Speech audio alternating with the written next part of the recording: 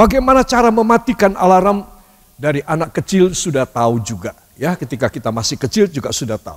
Dan saya ingin supaya kita semua memperhatikan pada satu tombol yang kita selalu minta bantuan dia untuk membungkam suara alarm.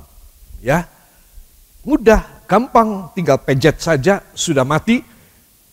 Kita bisa melanjutkan tidur sampai siang hari, ya saudara. Dan kita tidak akan menerima rencana Allah pada hari tersebut. Karena hari tersebut saudara, saya dan saudara, kita lebih baik memilih apa kemauan kita ketimbang apa kemauan dari Tuhan yang sudah membangunkan kita. Ya saudara. Nah, di sini alarm ini menunjukkan kepada cara gimana saya selamat, cara gimana saudara diberkati, cara gimana Tuhan bisa mengangkat kita orang. Ya saudara. Itu sebab semua katakan, alarm tidak boleh dimatikan. Amin. Nah, kalau saudara sudah setuju, maka sepanjang minggu ini saudara akan melihat bahwa Tuhan akan memberkati saudara dan apa menjadi rencananya pasti terjadi dalam hidup saudara. Yang percaya, beri tepuk tangan bagi dia. Haleluya. Saudara, alarm ini kita matikan. Ya, apa yang membuat alarm dimati? Satu, malas. Ya saudara, sudah pasti. Kalau kita malas, ya kita akan matiin itu alarm. Ya, kita hidup ngoyo. Saya berkata pada diri saya sendiri, saya menyayangi diri saya sendiri, saya self pity. Saya katakan, kamu sudah tidur, kamu sudah bekerja sepanjang minggu kemarin ini luar biasa kerasnya. Udah sekarang kalau ada alarm bunyi, matiin aja. Kamu tidur terus saja. Ya, karena saya hidup ngoyo. Ya saudara, itu sebab saya merasa saya perlu istirahat, saya merasa perlu mendapat sesuatu teken prestasi ataupun sesuatu penghargaan pada jeripayah saya. Nah, itu sebab saya mematikan alarm. Suara Roh Kudus saya matikan. Saya berkata, Tuhan, tidak, saya mau keduniawian sebentar. Ya, jangan kasih alarm lagi. Saya matiin itu alarm. Ya, saudara. Yang ketiga, fata morgana. Kita tahu bahwa fata morgana adalah ilusi. Ketika seseorang di dalam keadaan sangat membutuhkan, ya dia sangat-sangat mengejar, sangat ambisius. Contohnya orang-orang di padang pasir, saudara, kalau mereka kehabisan air dan panas terik luar biasa, sehingga pikiran warasnya hilang. Itu namanya fata morgana. Terus dia melihat seperti ada wadi dan dia menuju ke sana. Sudah lama dia pikir, aku sudah pasti sudah sampai. Kemana itu wadi? Oh, masih di depan lagi. Dia ke sana lagi. Loh, aku merasa sudah sampai. Masih ada di sana lagi. Akhirnya dia jatuh mati. Saudara, hanya karena fata morgana. Saudara, orang yang mematikan alarm, dia hidup di dalam fata morgana. Dia hidup di dalam angan-angan. Impian di siang hari bolong. Sepertinya dia sudah tiba pada saat dimana dia bisa minum air dan dia puas dan dia segar. Ternyata tidak ada air. Ya, saudara, hanya fata morgana. Yang keempat, kenapa alarm kita matiin? Karena kita masih ingin mimpi lebih panjang. Saya katakan mimpi seri yang kedua atau seri yang ketiga. Ya, saudara, kita tidak mau hidup. Kita harus bangun menghadapi kenyataan. Kita tidak mau. Ya, saudara, kita ingin bermimpi saja. Para kekasih, itu sebab begitu banyak alasan saya bisa melawan kepada firman dan kepada Roh Kudus. Ada banyak. Dan semuanya itu tentang egoistis saya. Tentang self-pity saya.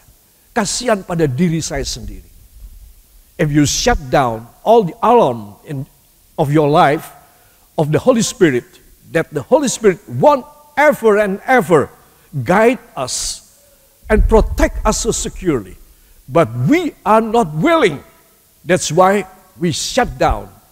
We shut off every alarm in our life by the Holy Spirit. You know, what's the end? What's the result of such kind of action?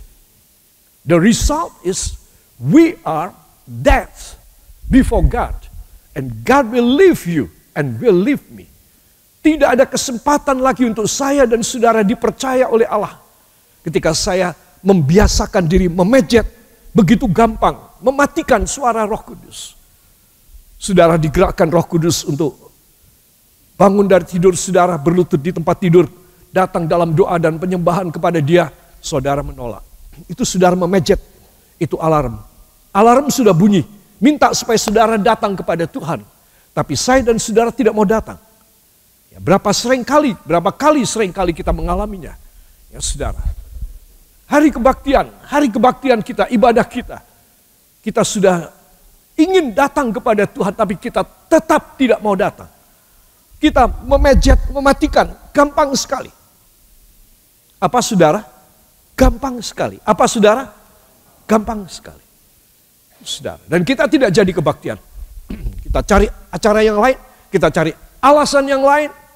Saudara, selalu akan ada alasan bagi seorang yang tidak mengasihi dirinya sendiri dan tidak mengasihi Tuhan. Selalu ada alasan. Jangan anggap kalau saya beralasan kepada Tuhan, saya mematikan alarm saya. Saudara, saya itu justru menyayangi diri saya sendiri. Tapi sebetulnya saya menipu diri dan saya jahat pada diri saya sendiri. Saudara mematikan alarm Roh Kudus dalam hidup saudara. Saudara bukan mengasihi diri saudara. Saudara membenci dan saudara tidak suka diri saudara diselamatkan. Jelas sekali. Itu sebab ayat-ayat yang akan saya sampaikan berikut ini. Tentang bagaimana cara kita mematikan alarm. Ini harus kita tutup. Harus kita cover. Harus kita segel. Metrai. Dengan ayat-ayat firman. Supaya saya dan saudara tidak kebiasaan memejet dan mematikan alarm kita. Amin. Saudara, bahayakah? Sudah pasti bahaya. Saudara ya, mari kita akan tengok. Di sini saya akan menunjukkan kepada saudara, dengan gampangnya kita orang mematikan suara Roh Kudus, ya saudara, maka kita masuk dalam resiko yang ngeri. Katakan masuk dalam resiko yang ngeri. Saya tidak mau lagi. Saya harus keluar dari resiko yang ngeri. Menuju kemuliaan Allah. Ketika saya masih hidup di dunia. Dan ketika saya masuk dalam kerajaan sorga. Amin. Haleluya. Ya. Saudara, ayat pokoknya ada pada Yehezkiel pasal yang ke-33, ayat 4 dan ayat yang ke-5. Mohon dibuka pada Alkitab saudara, kita akan baca. 1, 2. Kalau ada seorang yang memang mendengar suara sangkakala itu, tetapi ia tidak mau diperingatkan, sehingga sesudah pedang itu datang, ia dihabiskan. Darahnya tertimpa kepadanya sendiri.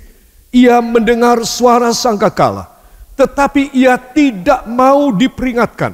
Darahnya tertumpah kepadanya sendiri. Kalau ia mau diperingatkan, ia menyelamatkan nyawanya. Amin. Tolong ulangi kalimat terakhir. 1, 2. Kalau ia mau diperingatkan, ia menyelamatkan nyawanya. 1, 2. Kalau ia mau diperingatkan, ia menyelamatkan nyawanya. Sekarang ganti ia menjadi saya. 1, 2. Kalau saya mau diperingatkan, saya menyelamatkan nyawa saya. Amin. Beri tepuk tangan bagi dia. Saudara, ini tentang nafiri atau trompet peringatan. Ya, saudara, kita sudah melihat dalam kitab Bilangan pada hari Minggu kemarin, Musa disuruh oleh Tuhan memerintahkan tukang perak dan tukang emas membuat 2 trompet, 2 nafiri, ya, tanpa tuts, 2 nafiri yang panjang dan dari solid silver, dari perak yang solid, yang utuh. Saudara, bagaimana caranya bikin? Itu harus ada lubangnya, ada mulutnya untuk bisa ditiup. Itu sulit sekali, pasti sulit sekali. Ya saudara, tetapi Tuhan memberi hikmat kepada tukang-tukang perak dan emas untuk mengerjakan. Sehingga 2 ini dalam tempo beberapa hari selesai. Bagus sekali. Berat sekali. Tiupannya mantap sekali. Dan bisa sampai jarak jauh. Ya saudara. Nah, Dan kita sudah melihat pada hari Minggu kemarin saya memberitahukan, nanti saya akan ulangi sedikit, bahwa apa tugasnya ini trompet, alarm, yaitu supaya siapa yang mendengar bunyi trompet ini, mereka segera siap. Supaya jangan sampai mereka dimakan pedang. Artinya mereka dibunuh oleh lawan. Gara-gara mereka tidak siap. Itu sebab mereka harus siap, mereka mempersenjatai diri, ya saudara, dan lain sebagainya, dan mereka akan selamat. Karena mereka mau diperingatkan. Tapi ketika ada nafiri dibunyikan, mereka tetap tidur, mereka tetap makan dengan santai, mereka tetap having fun di luar kemah mereka, dan mereka tidak mau angkat senjata, mereka tidak mau segera bersiap untuk menyelamatkan diri dan keluarganya. Mereka pasti akan dimakan pedang, kata Alkitab. Dan siapa yang salah? Yang salah mereka sendiri. Mereka harus menanggung darahnya sendiri. Jadi alarm ini akan membuat saya dan saudara lepas dari tanggung jawab darah kita sendiri. Artinya kita bakal diselamatkan. Amin. Katakan, bila saya memperhatikan alarm, saya akan diselamatkan. Tidak masuk dalam neraka. Ya, siapakah mereka yang masuk neraka? Salah satu penyebabnya adalah mereka yang mematikan alarm. Mereka harus menanggung nyawa mereka sendiri. Artinya darah Yesus, pengorbanan Yesus di kayu salib tidak berguna bagi orang ini. Karena orang ini suka mematikan alarmnya. Saudara, ya, itu sebab saya perlu menegaskan kalimat terakhir dari ayat yang kelima tadi. Itu sungguh-sungguh penting sekali. Para kekasih, jadi apakah alarm itu? Selanjutnya saya akan mengajak saudara untuk melihat alarm tersebut ada satu hal yang penting sekali. Dalam bentuk apa alarm Tuhan menggugah kita? Ya, saya mengambil gambar tentang alarm ya yang sampai sekarang masih dipasang di Indonesia dengan model yang lama ini. Ya, saudara, tapi ini suaranya bagus sekali dan banter banget. Ya, saudara, orang tidur mimpi enak, mimpi bagus, pasti bangun. Ya, para kekasih, alarm, saudara, dalam bentuk apa? Mari kita akan tengok bersama, saudara. Dari 1 Yohanes 3 ayat 21-22, dari Titus 1 ayat 15, dan dari Matius 23 ayat 15, ayat 23 dan ayat yang ke-25. Ya, saudara, ringkasan dari 3 ayat ini, 3 rangkaian ayat ini adalah perasaan batin yang menuduh karena hidupnya najis, hidupnya kotor, ya saudara. Dan Allah melihat. Jadi 3 rangkaian ini akan kita pelajari. Inilah alarm yang membuat saya dan membuat saudara bisa selamat masuk sorga. Katakan, ini alarm yang membawa saya bisa masuk sorga. Saya harus sangat memperhatikan. Ya saudara, jadi ini adalah hal yang penting sekali. Lebih dahulu kita akan membuka 2 buah ayat yang famous dari 1 Yohanes 3 di belakang. 1 Yohanes 3 ayat 21 dan 22. Saya undang kita bangkit berdiri sekali lagi saudara. Kita akan membaca ayat ini. 1, 2.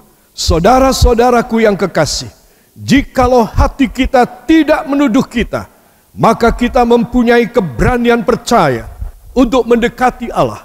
Dan apa saja yang kita minta, kita memperolehnya daripadanya, karena kita menuruti segala perintahnya dan berbuat apa yang berkenan kepadanya. Amin. Katakan, luar biasa. Saya harus paham. Inilah nafiri yang pertama. Alarm yang tidak boleh dimatiin.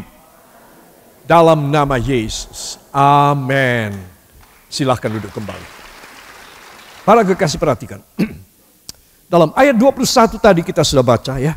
Saudara-saudaraku yang kekasih. Jikalau hati kita. Katakan, jikalau hati saya. Tidak menuduh saya. Wow, ini saringan halus sekali. Saudara, ini alarm halus sekali. Karena bukan orang lain yang memberi peringatan sama kita orang, tetapi batin kita. Katakan batin saya sendiri yang memberi peringatan tentang saya. Ya, jadi kita harus paham akan hal ini para kekasih, bahwa seringkali kita mengalami, kita mematikan alarm itu. Roh Kudus membisiki kita, ayo kamu berdosa, cepat kamu minta ampun, cepat kamu bertobat. Tetapi saya menafikan itu. Enggak perlu, nanti malam aja. Kalau saya mau tidur, saya mau minta maaf, saya mau minta ampun sama Tuhan. Nanti saja, saya baru sibuk, ini lagi cari uang, ini lagi ada urusan ini. Saudara, saya mematikan alarm. Ya, saudara, maka itu namanya hati saya terus menuduh saya, alarmnya terus bunyi terus. Gak peduli dia, saya sudah mematikan, beberapa detik lagi dia murup lagi. Dia omong lagi sama saya, dia bicara lagi, dia memaksa saya lagi. Ya, saudara. Nah, di sini kita melihat ini adalah penyebab kegagalan hidup orang Kristen. Yaitu dia selalu mematikan. Dia pikir kalau aku sudah pencet, nggak bunyi lagi. Iya, itu kan jam yang ada di pergelangan tangan saudara, yang ada di tembok saudara, yang ada di meja saudara, yang ada di samping bantal saudara. Tetapi alarm Roh Kudus, katakan, tetapi alarm Roh Kudus ada di dalam hati saya. Saya harus mentaatinya. Yang mau beri tepuk tangan bagi Tuhan. Haleluya. Bila seseorang mau mentaati, saudara, maka ada hasilnya. Ayat 22 mengatakan, maka apa saja yang kita minta kepadanya, teruskan, kita akan menerimanya. Karena kita menuruti segala perintahnya dan melakukan apa yang berkenan kepadanya. Beri tepuk tangan bagi Tuhan. Saudara, ini rangkaian ayat pertama ini penting sekali.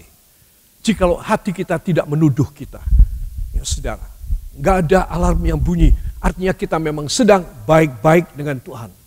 Kita lagi baik-baik saja dengan Tuhan. Tapi coba kalau saya jatuh dalam dosa, saudara jatuh dalam dosa, kita tidak lagi baik-baik sama Tuhan.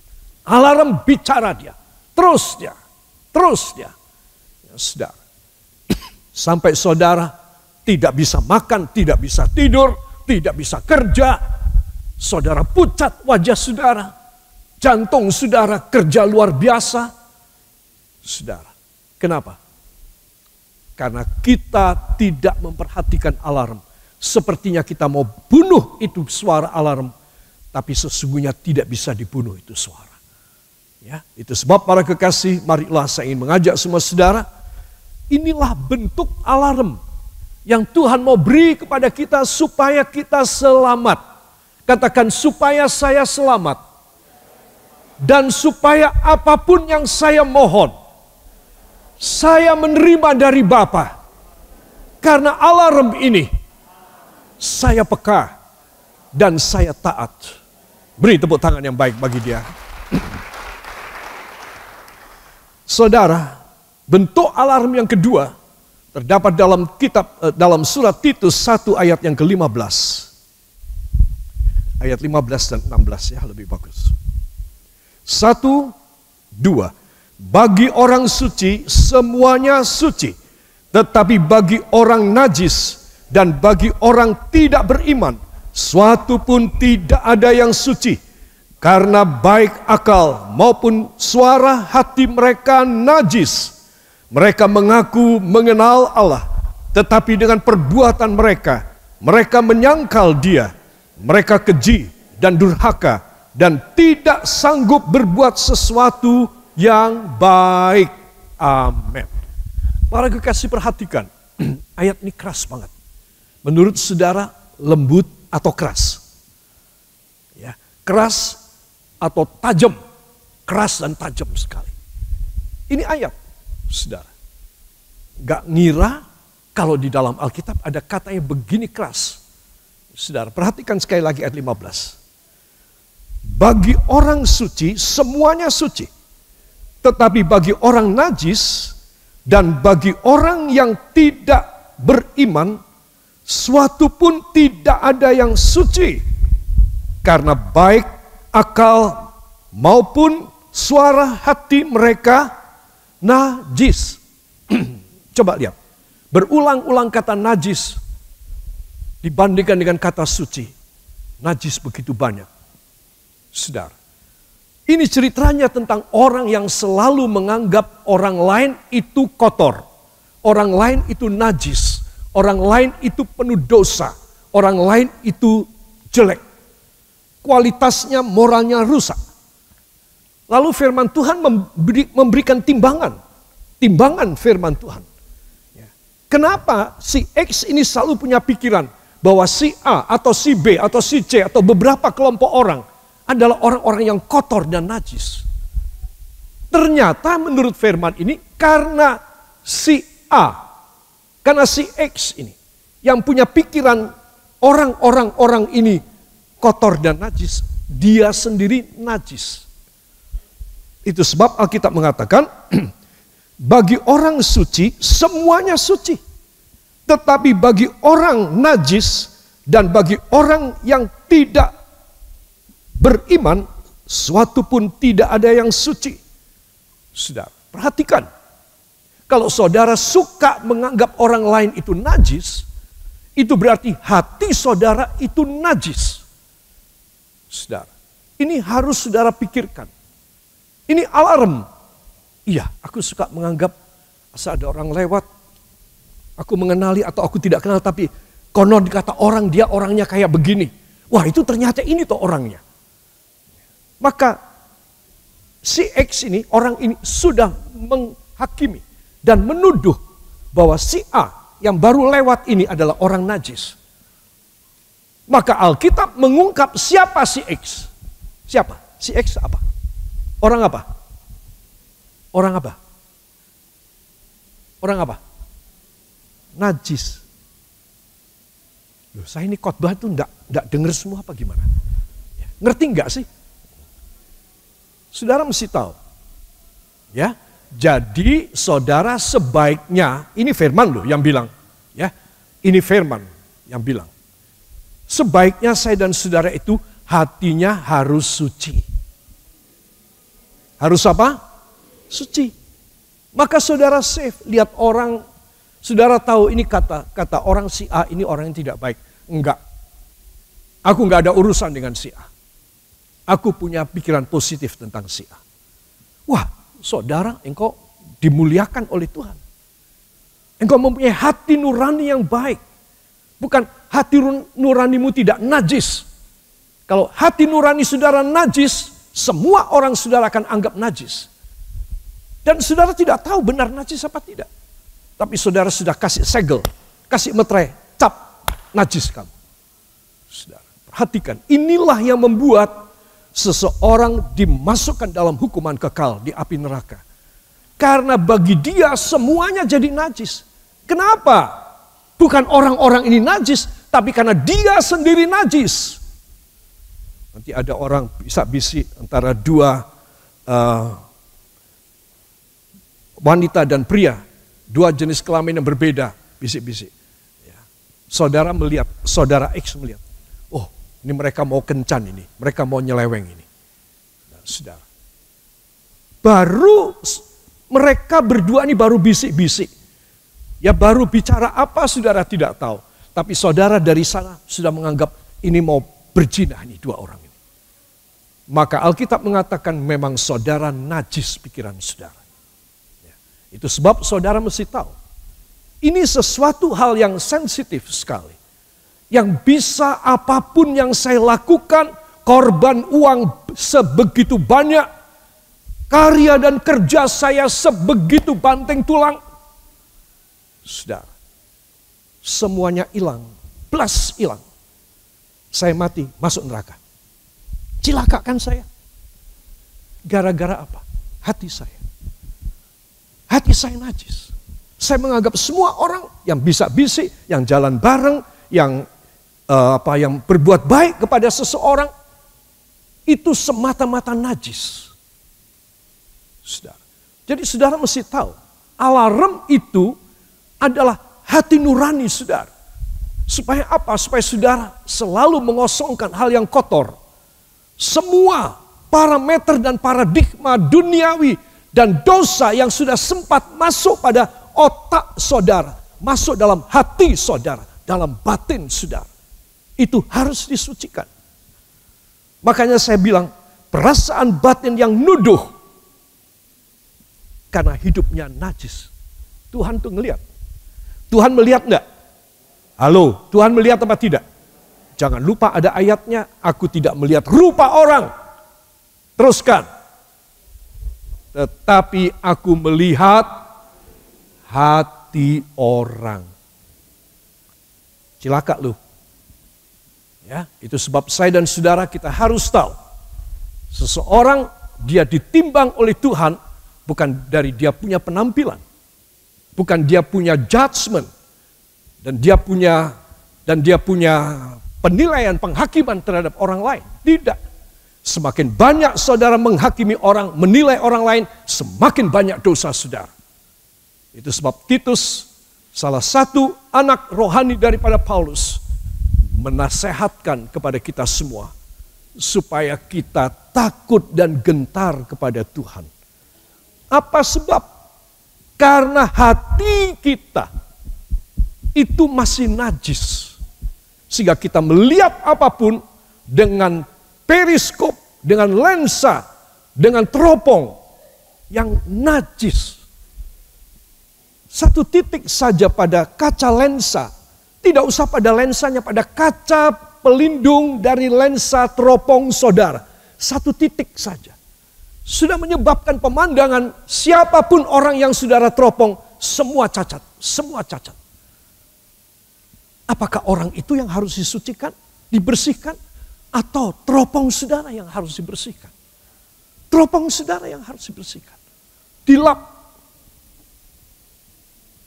Siapa yang bawa sapu tangan, kacamata? Siapa yang bawa sapu tangan? Tolong dikeluarin sebentar. Ayo, ini penting.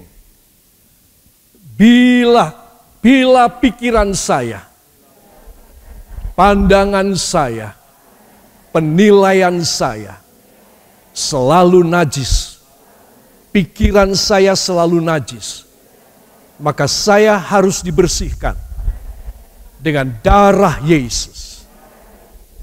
Ayo, gini, tangannya ini. Ya, ini dibersihkan. Teropong saudara, hati saudara, pikiran saudara, ya, otak saudara itu harus dibersihkan. Supaya otaknya tidak kotor. Kalau otaknya kotor, semua kotor. Orang lihat, saudara lihat apapun kotor semua. Tapi seorang yang kudus, sekarang tisunya bisa dilipat lagi. Tapi orang yang kudus, pikirannya bersih. Dia tidak suka menuduh orang, dia tidak suka menghakimi orang. Saudara, kenapa? Karena dia takut kepada Tuhan. Dia punya alarm terus-menerus berbunyi. Begitu dia mulai najis, begitu dia mulai kotor, begitu dia mulai berdosa, najisnya, dosanya mendatangkan alarm. Segera dia datang dan dia minta ampun kepada Tuhan. Tuhan, biarlah darah anak domba Allah menyucikan hambamu. Persis, putih bagaikan bersih, putih bagaikan salju, putih bagaikan bulu domba. Bersihkan pikiran hamba, hati dan jiwa hamba, batin hamba, rohani dan jasmani hamba.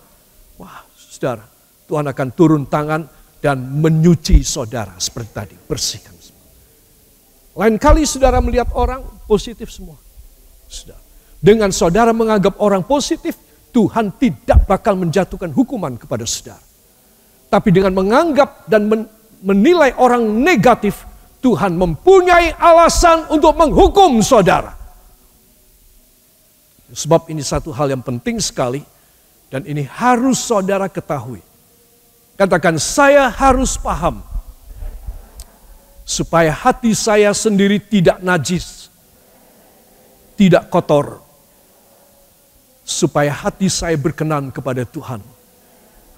Darah Yesus selalu mencuci putih bersih. Bagaikan salju, bagaikan bulu domba.